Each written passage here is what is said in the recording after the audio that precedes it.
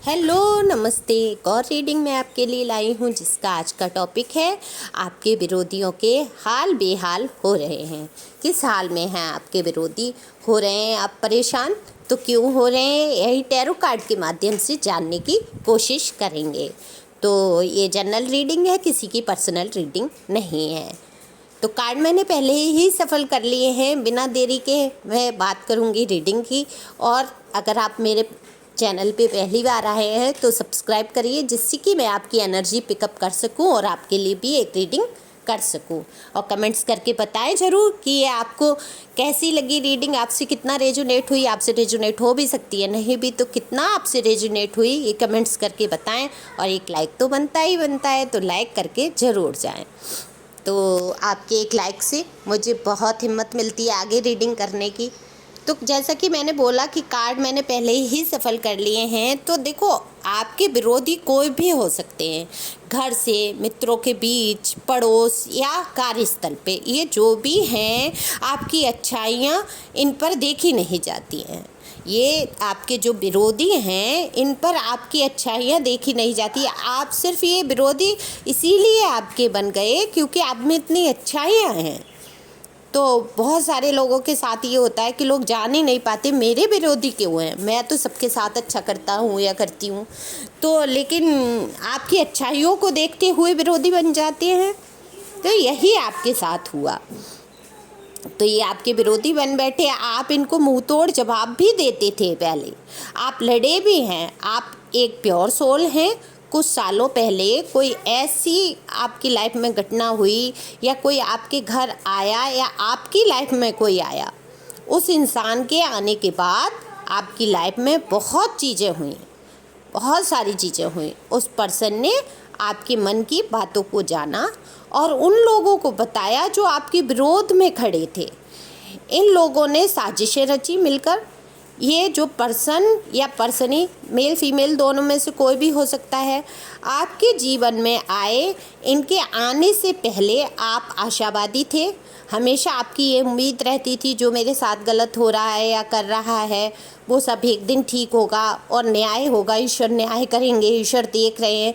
देखो, पर्सनी मैं बोलती हूँ तो पर्सन मेल के लिए और पर्सनी फीमेल के लिए बोलती हूँ। किसी ने कमेंट्स किया था कल या परसों के वीडियो पे कि ये पर्सनी शब्द पहली बार सुना, तो ये फीमेल के लिए मैं यूज करती हूँ। ओके, तो आप आशावादी थे, आपने सोचा ईश्वर न्याय करेगा, देख रहा है। फिर जब ये पर्सन आया, इसने भी आपको चोट पहुँचाई, चीट किया, आपको धोखा दिया।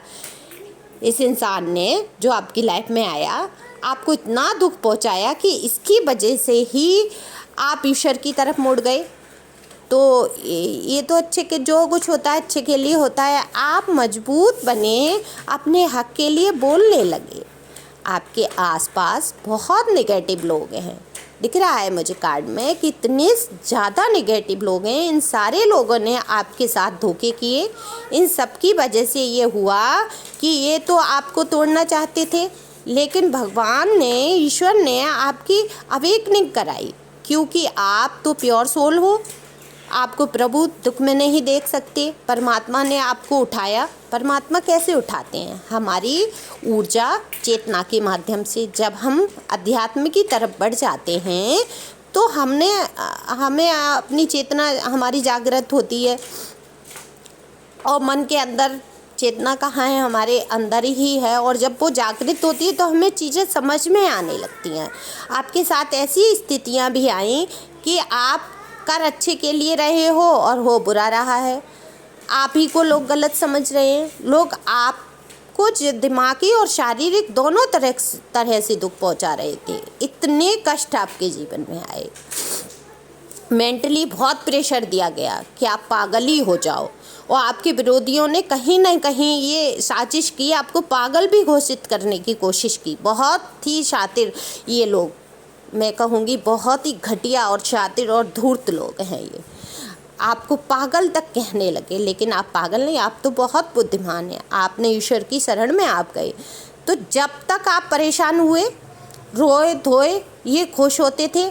आपकी परेशानियों से ये आनंद उठाते थे, मज़े लेते थे। कुछ ना कुछ ऐसा करते थे कि आप हमेशा दुख में रहें। इनको बहुत खुशी मिलती थी आपको दुखी देखकर।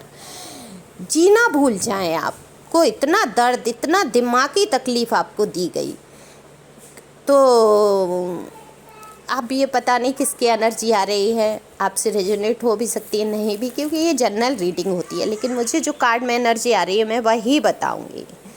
तो तकलीफ़ें पहुंचाई गई आपको, और सोचने लगे नए नए तरीके कैसे आपको तकलीफ़ पहुंचाई जाए। आपने जब इन लोगों को पूरा सम्मान दिया, आपने इनको इज्जत दी, इनको पूछा आपने, और ये आप पर हावी होते चले गए, उतना ही ये आप पर हावी हो गए। लेकिन आपने डटकर मुकाबला किया, आपने अपने आप को इस दर्द से उभारा, हील हुए आप। और जैसे ही आप बैलेंस में आए, आपके विरोधी जो भी आपका विरोध करते थे, जिन्होंने इतनी तकलीफ़ें पहुंचाई, इनबैलेंस होने लगे।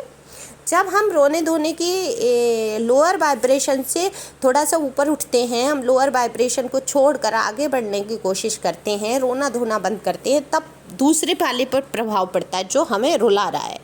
तो वही हुआ इनके साथ, इनबैलेंस हो गए, इनकी निगेटिविटी इन पर ही उल्टी पड़ गई जो आपके लिए फैला रहे थे। अब इनके जीवन में कार्मिक लोग आ चुके हैं जो आपके विरोधी हैं, इनके भी कार्मिक हैं जो इन्हें आपस में ही लड़वा रहे हैं। आपस में पहले मिलके आपको परेशान करते थे, अब ये आपस में ही लड़ रहे हैं। अब इनका बुरा हाल है, ये आपस में लड़ाई झगड़े करते हैं। अब आपके विरोधियों का हाल बद से बदतर होता जा रहा है। आप तो माफ़ कर चुके हैं इन्हें, लेकिन इनके कर्मों का हिसाब तो होगा ही।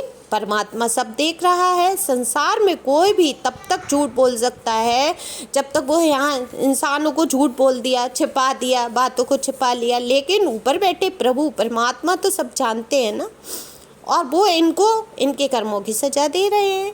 इनको दिन रात चैन नहीं मिल रहा है। ये अपने दुख से कम दुखी, आपके सुख से ज़्यादा दुखी हो रहे हैं कि ये तो बहुत सुखी हो गया, इसको तो हमने हद से ज़्यादा टॉर्चर किया।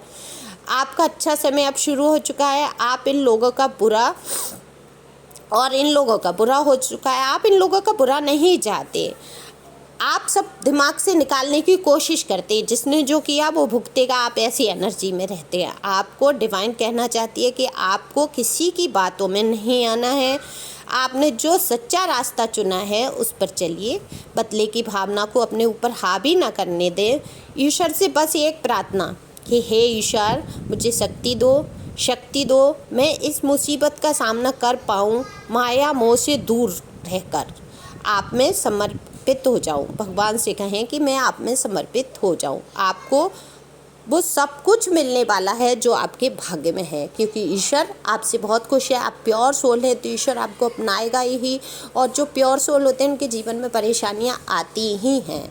तो क्योंकि अब अवेकनिंग होनी होती है, आपकी ईश्वर से जुड़ना होता है, आपका लक्ष्य होता है जीवन का यही। तो यही आपका लक्ष्य है। आप खुद हील होएं और दूसरों को भी हील करिए। तो खुश रहिए, मस्त रहिए और हमेशा स्वस्थ रहिए। तो जितना आप खुश रहेंगे उतना स्वस्थ रहेंगे, और स्वस्थ रहेंगे तो आपका दिमाग भी काम करेगा। तो thank you for watching my channel. Thank you God.